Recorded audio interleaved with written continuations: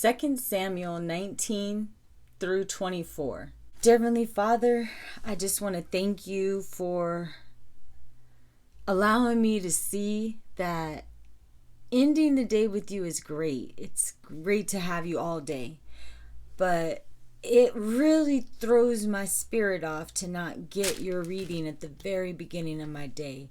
And I want to thank you for allowing me to see firsthand how I desperately need you, and that I get frustrated and angry and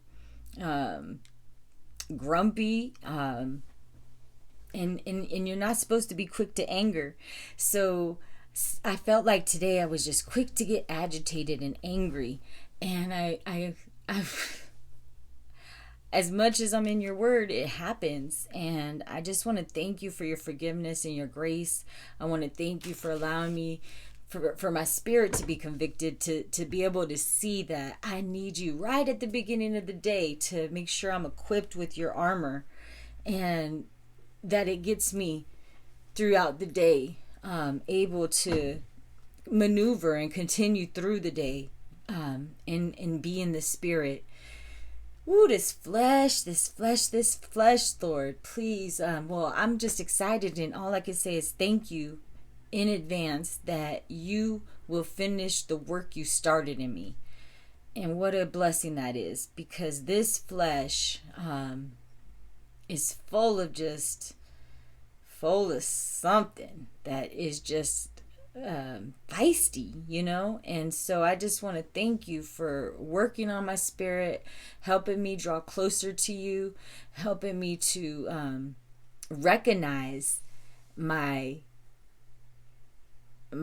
just defects without you. And I'm truly grateful and humbled, and thank you so much. In Jesus' name, amen. Word soon reached Joab that the king was weeping and mourning for Absalom. As the troops heard of the king's deep grief for his son, the joy of that day's victory was turned into deep sadness. They crept back into the city as though they were ashamed and had been beaten in battle. The king covered his face with his hands and kept on weeping. "Oh, my son Absalom! Oh, Absalom, my son, my son!" Then Joab went to the king's room and said to him, "We saved your life today, and the lives of your sons, your daughters, and your wives and concubines. Yet you act like this, making us feel ashamed, as though we had done something wrong. You seem to love those who hate you and hate those who love you. You have made it clear today that we mean nothing to you. If Absalom had lived and all of us had died, you would be pleased. Now go out there and congratulate the troops, for I swear by the Lord that if you don't, not a single one of them will remain here tonight. Then you will be worse off than you have ever been." So the king went out and sat at the city gate. And as the news spread throughout the city that he was there, everyone went to him. Meanwhile, the Israelites who had supported Absalom had fled to their homes. And throughout the tribes of Israel, there was much discussion and argument going on.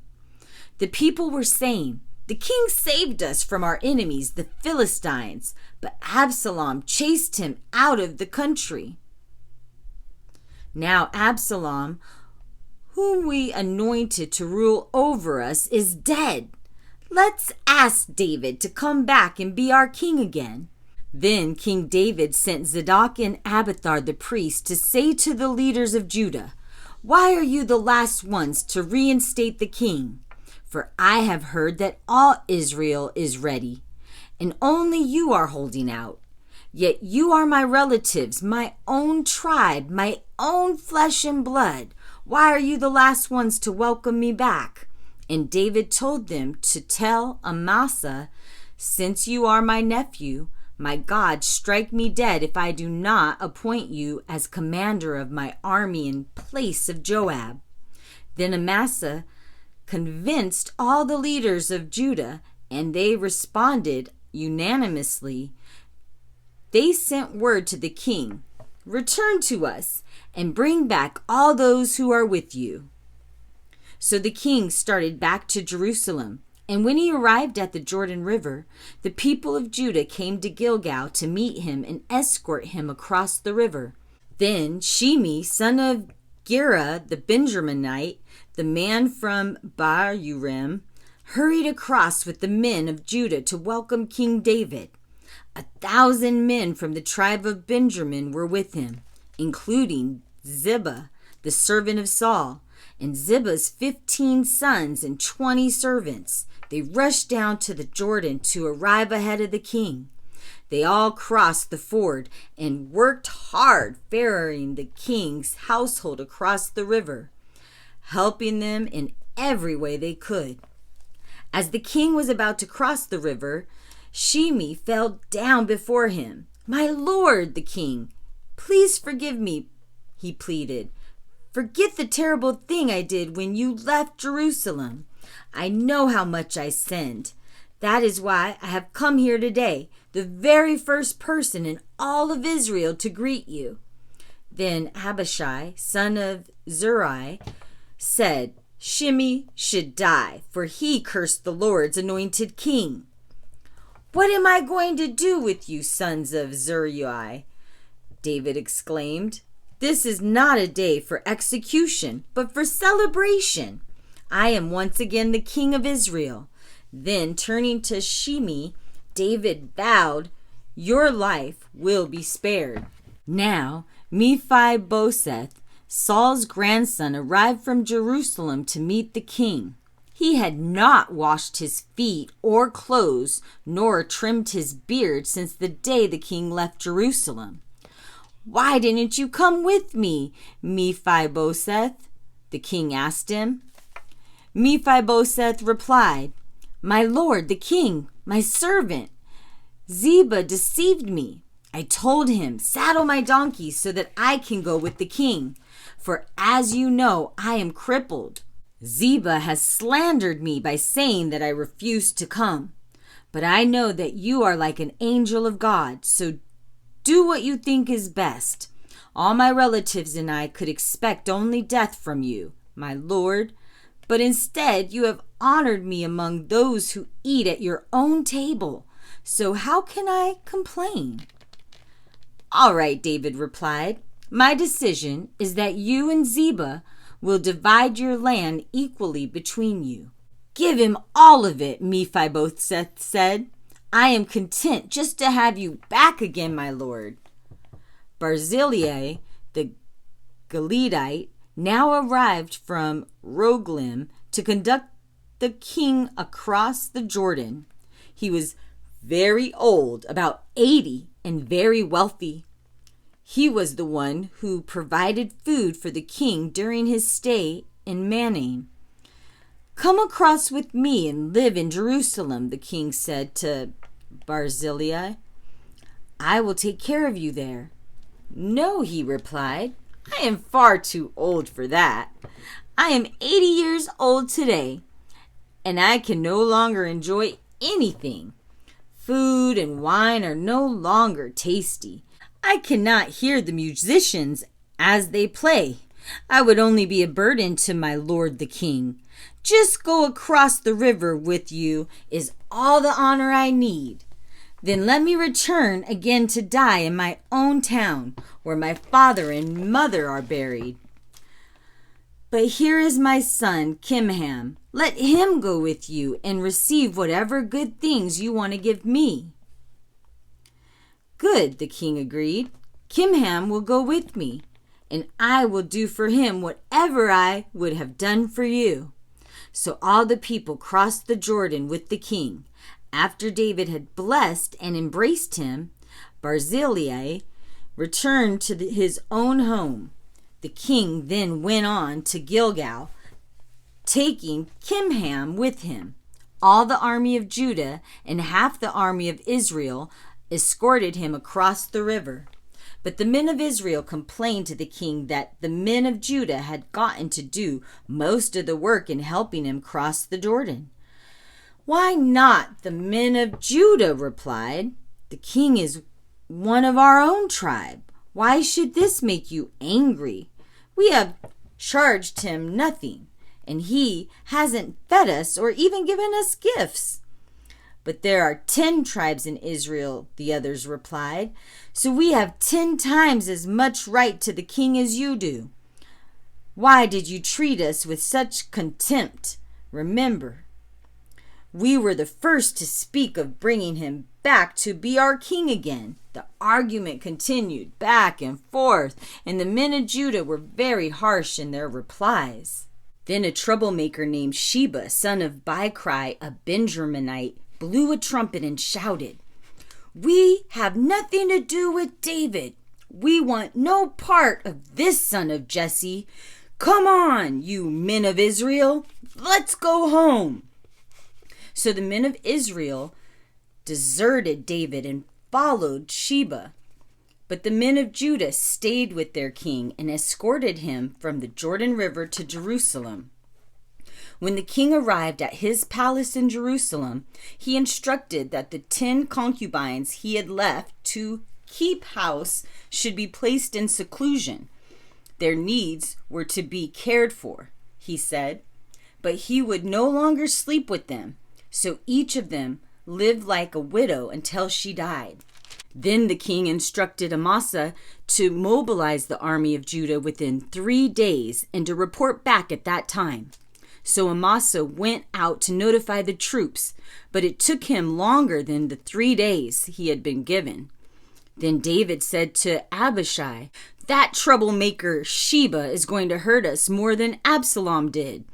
Quick, take my troops and chase after him before he gets into a fortified city where we can't reach him." So Abishai and Joab set out after Sheba with an elite group from Joab's army and the king's own bodyguard. As they arrived at the great stone in Gibeon, Amasa met them coming from the opposite direction. Joab was wearing his uniform with a dagger strapped to his belt. As he stepped forward to greet Amasa, he secretly slipped the dagger from his sheath. "How are you, my cousin?" Joab said, and took him by the beard with his right hand as though to kiss him. Amasa didn't notice the dagger in his left hand, and Joab stabbed him in the stomach with it so that his insides gushed out onto the ground. Joab did not need to strike again, and Amasa soon died. Joab and his brother Abishai left him lying there and continued after Sheba. One of Joab's young officers shouted to Amasa's troops, "If you are for Joab and David, come and follow Joab." But Amasa lay in his blood in the middle of the road, and Joab's officers saw that a crowd was gathering around to stare at him. So he pulled him off the road into a field and threw a cloak over him. With Amasa's body out of the way, everyone went on with Joab to capture Sheba. Meanwhile, Sheba had traveled across Israel to mobilize his own clan of Bichri at the city of Abel-Beth-Maachah. When Joab's forces arrived, they attacked Abel-Beth-Maachah and built a ramp against the city wall and began battering it down. But a wise woman in the city called out to Joab, "Listen to me, Joab. Come over here so I can talk to you." As he approached, the woman asked, "Are you Joab?" "I am," he replied. So she said, "Listen carefully to your servant." "I'm listening," he said. Then she continued, "There used to be a saying, if you want to settle an argument, ask advice at the city of Abel. I am one who is peace-loving and faithful in Israel, but you are destroying a loyal city. Why do you want to destroy what belongs to the Lord?" And Joab replied, "Believe me, I don't want to destroy your city. All I want is a man named Sheba, son of Bichri, from the hill county of Ephraim, who has revolted against King David. If you hand him over to me, we will leave the city in peace." "All right," the woman replied. "We will throw his head over the wall to you." Then the woman went to the people with her wise advice. And they cut off Sheba's head and threw it out to Joab. So he blew the trumpet and called his troops back from the attack, and they all returned to their homes. Joab returned to the king at Jerusalem. Joab once again became the commander of David's army. Benani, son of Jehoiada, was commander of the king's bodyguard. Adoram was in charge of the labor force. Jehoshaphat, son of Ahilud, was the royal historian. Sheba was the court secretary. Zadok and Abiathar were the priest. Ira and Jairite was David's personal priest. There was a famine during David's reign that lasted for 3 years. So David asked the Lord about it, and the Lord said, "The famine has come because Saul and his family are guilty of murdering the Gibeonites." So King David summoned the Gibeonites. They were not part of Israel, but were all that was left of the nation of the Amorites. Israel had sworn not to kill them, but Saul, in his zeal, had tried to wipe them out. David asked them, "What can I do for you to make amends? Tell me so that the Lord will bless his people again." "Well, money won't do it," the Gibeonites replied, "and we don't want to see the Israelites executed in revenge." "What can I do then?" David asked. "Just tell me, and I will do it for you." Then they replied, "It was Saul who planned to destroy us, to keep us from having any place at all in Israel. So let 7 of Saul's sons or grandsons be handed over to us, and we will execute them before the Lord at Gibeon, on the mountain of the Lord." "All right," the king said, "I will do it." David spared Jonathan's son, Mephibosheth, who was Saul's grandson, because of the oath David and Jonathan had sworn before the Lord. But he gave them Saul's 2 sons, Armoni and Mephibosheth, whose mother was Rizpah, daughter of Aiah.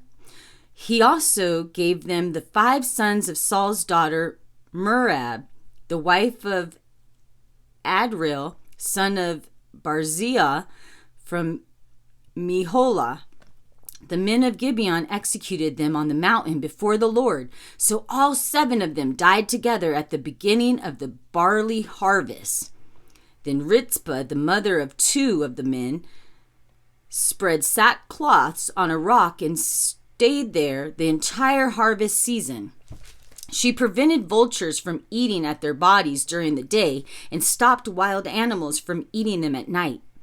When David learned what Rizpah, Saul's concubine, had done, he went to the people of Jabesh Gilead and asked for the bones of Saul and his son Jonathan. When Saul and Jonathan had died in a battle with the Philistines, it was the people of Jabesh Gilead who had retrieved their bodies from the public square of the Philistine city of Bethshan. So David brought the bones of Saul and Jonathan, as well as the bones of the men the Gibeonites had executed.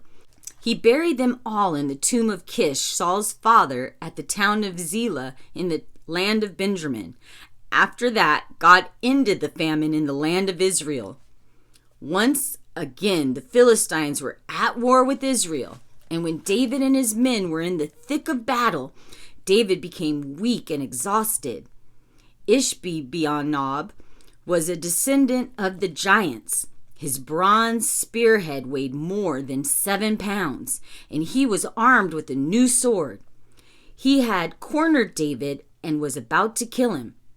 But Abishai, son of Zeruiah, came to his rescue and killed the Philistine. After that, David's men declared, "You are not going out to battle again. Why should we risk snuffing out the light of Israel?" After this, there was another battle against the Philistines at Gob. As they fought, Sibekiah from Hushah killed Sphah, another descendant of the giants. In still another battle at Gob, Elhanan, son of Jair from Bethlehem, killed the brother of Goliath of Gath. The handle of his spear was as thick as a weaver's beam. In another battle with the Philistines at Gath, a huge man with 6 fingers on each hand and 6 toes on each foot, a descendant of the giants, defied and taunted Israel. But he was killed by Jonathan, the son of David's brother Shimei. These 4 Philistines were descendants from the giants of Gath, but they were killed by David and his warriors. It was written. He said, scatter the seed. He told us walk by faith and we won't lack a thing. Pray without ceasing.